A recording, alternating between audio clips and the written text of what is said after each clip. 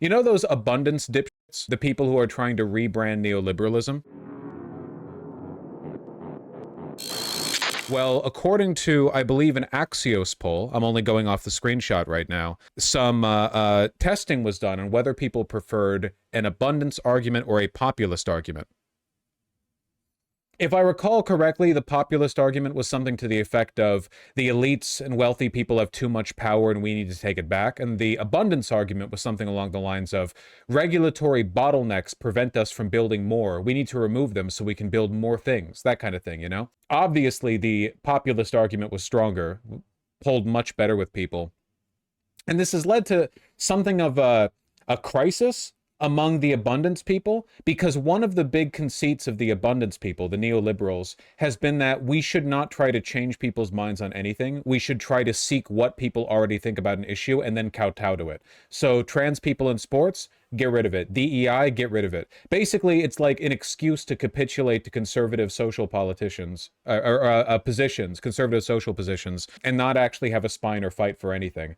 But the funny thing is like, how can you make that argument while simultaneously saying that we need to make the abundance argument the one for the Democratic Party when it objectively tests worse than the populist argument?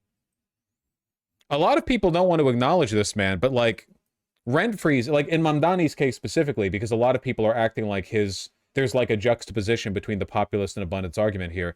They act as though it's like a super unpopular thing because some neoliberal policy wonks think that it would be a bad idea. But in reality, most New Yorkers want a rent freeze. You assume they will believe polls. Well, they're the kind of person who builds a career off of pretending they care about the results of polls. So you know how it is. Most New Yorkers want their landlord's head in the pike. I think a lot of people are like that.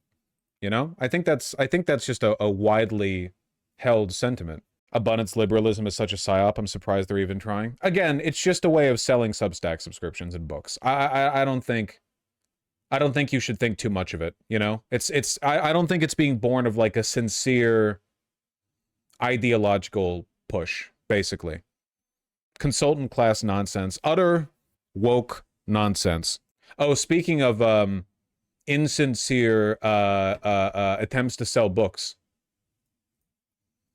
See Cory Booker? Now we know why he did that massive filibuster and then nothing else. Now we know. Man, he wrote that book pretty quickly, huh?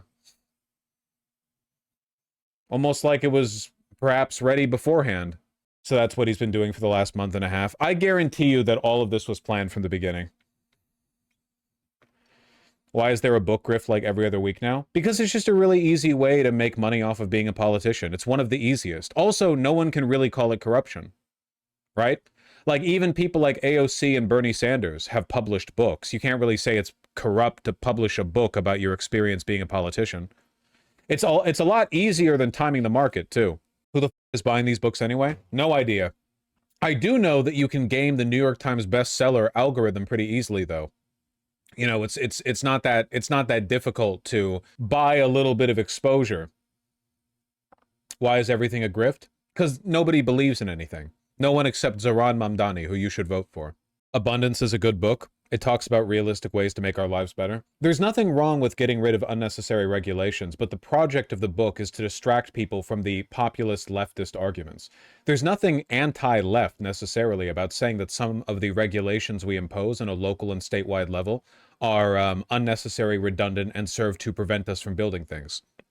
But the book is completely like allergic. Not only is it allergic to mentioning like power discrepancies as an influence in how these laws are constructed and who blocks these things from actually happening. Like how can you build a political project that ignores the influence that wealthy people have over politics in the most the most openly oligarch-controlled administration in American history? Like the corruption and power buying on display in the Trump White House is overt beyond. It's not even like the greatest in American history. It's like in world history, this is going to be forever seen as an unprecedented example of the influence of wealth in politics. In this era, like, I would understand this particular grift a little bit if it was like, I don't know, 30 years ago or something, where, don't get me wrong, Wall Street's always had a huge influence on the White House, but like,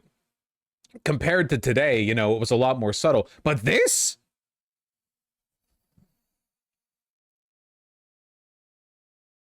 Insane.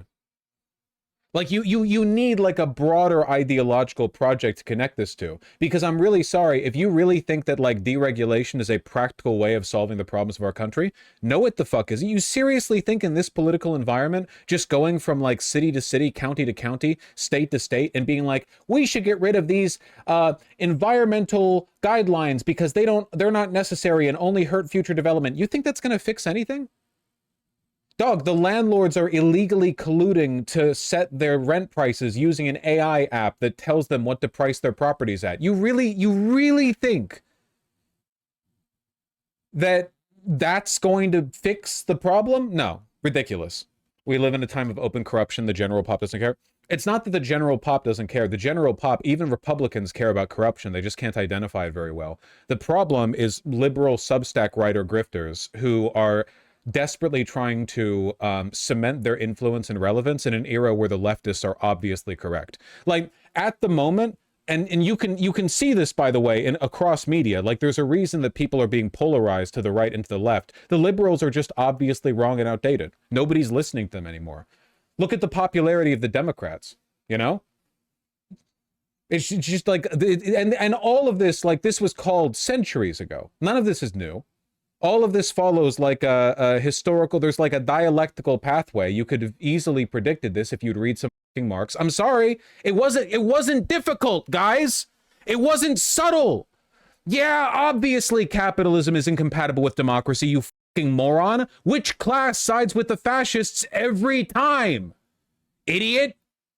That, like, I understand that a lot of these arguments were being posited by midwit lefty teenagers on Twitter, and for that reason they might have come across a bit insufferable, and I acknowledge that often these analyses are misapplied, but in the broad scale of things, yeah, the influence of capital is deleterious to any democratic outcome. It's not subtle. But, you know, if you've made a career off of offering solutions that aren't in that vein, yeah, I mean, you got to find something to talk about. All of this anti-abundance stuff is so cringe. It's okay, I wouldn't have expected like a coherent argument from a YouTube chatter. But I will take a look at your chat history, just a second. Channel activity. None of what you said about abundance people capitulating on social issues was complete. All of what you said about abundance people capitulating on social issues is completely wrong. None of them talk about that. It's all an economic policy agenda. Really? I mean, you want to check in with your boy like Matt Iglesias, who's arguing that we should get rid of birthright citizenship because it's popular, even though it's not popular at all? I don't know. You want to take a look at the neoliberals who are arguing that we went too hard to the left on the social policy with regards to like trans athletes? It's part of their, like, I mean, if you're arguing that it's not officially baked into the book, then sure, I guess. But like, it's definitely a component of the broader ideology. Who cares about the book, man? What is a book? It's made out of trees, dipshit. What matters is the ideology. I shouldn't argue with YouTube chat. I shouldn't argue with YouTube chat. It's not that I think it's beneath me. I won't elaborate on that. See you in the unban requests, kid. That's funny. We'll be using that in the future. What's the solution? Regulated capitalism? Well, I mean, I'm a socialist. A lot of the problems that we're having right now are a consequence of rapid deregulation. But my argument would be that when you establish a democracy in a capitalist society where wealthy people have the ability to buy media so they can manufacture consent, they can buy influence, they can sway politicians by arguing for or against investment in certain states, certain fields, based on, you know, whether or not they get policies directed their way, whether they get tax incentives, whether they get, you know, things ruled in their favor. In an environment like that, you can regulate them, but you're fighting against the erosive effects of capital. You know?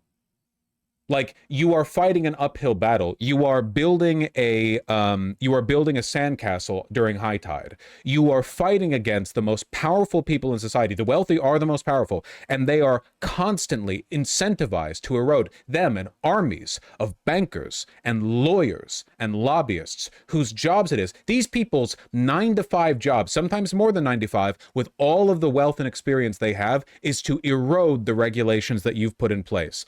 So in order for you to keep that at bay, you need to consistently display through your legislation, through your policies, through your regulation, you need to display as much of an interest in defending against them as they show in attacking you. And good luck with that, because they have an enormous amount of control over the economy, influence over political decision-making, influence over campaign financing, and, wow, a lot of politicians in your party are either current, former, or future members of their financial bloc.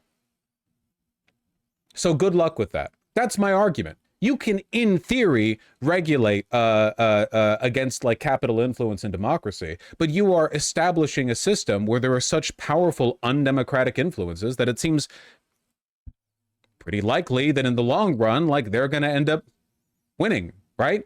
Not to mention the whims of a democracy are heavily subject to like public influence, right? What are people interested in? And people get complacent. The billionaire doesn't get complacent. It's their job. They're educated to erode your regulations, right? Like, that is in their monetary interest. They have the time, they have the interest, they benefit from it substantially. It's kind of like an externality problem, very much like, say, privacy, right? The privacy in an abstract sense is very valuable. It's invaluable.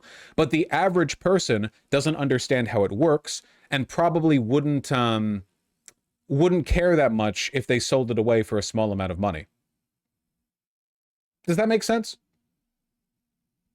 Like, in the abstract, the long-term harm of everyone's biometric data and everyone's like search habits or whatever being known to these corporations that sell to you specifically is immense. That's hugely like damaging to society. But on an individual level, every time the website accepts your cookies or you make the decision to use an app that tracks your data, it's like, whatever, it's a drop in the bucket. You know what I'm talking about? That's how democracy works. It's erosion. It's a battle that you lose 1,000 times, but it all adds up. And the no matter how dedicatedly you build that sandcastle, you can't build a sandcastle more persistently than the tides rise and fall. The tides will keep rising and fall. Like, you're essentially establishing a project where you're like, I will keep building and rebuilding and repairing this sandcastle, and I will teach my children to do it. And I will never sleep. I will never rest. And I will teach my children, and their children will teach their grandchildren, and so on and so forth forever, forever and ever and ever and ever. And then maybe we can outlast the tide. Good luck. Then why does the democratic EU keep adding regulations? Are you familiar with the deregulation within the EU's constituent countries? Listen, I'll assume you're asking in good faith. The European Union has imposed some regulations that I agree with. And I do think the EU, by virtue of being a very large trading and regulatory bloc, has done a lot of good work. That being said, take a look internally at, I don't know, Italy, Germany, France. The UK isn't part of the EU anymore, but we're just talking European countries, I guess. And you'll find that the influence is much the same. My argument is that America is eroding faster, in large part because it has the world's largest financial center. And I think one of the reasons the UK is eroding so quickly in the European context is because they have the world's second largest financial center, the City of London, right? I think that you can very directly correlate this kind of like democratic and social erosion to the influence of the financial class, a group of people that did not exist up until relatively recently. It's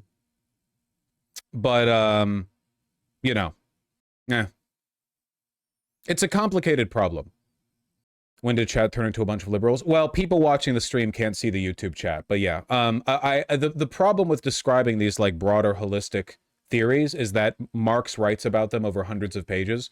But if you explain the the broad strokes of it, somebody will be like, well, here's a narrow exception. And then if you explain it more, it's like, well, that's not actually an exception, but it's also like a really complicated, broader issue, you know? I think a lot of people aren't actually interested in fixing these problems. They just want to win internet arguments and like get gotchas, which is kind of frustrating because the world is ending. But, you know, what's the solution? Well, I am a socialist.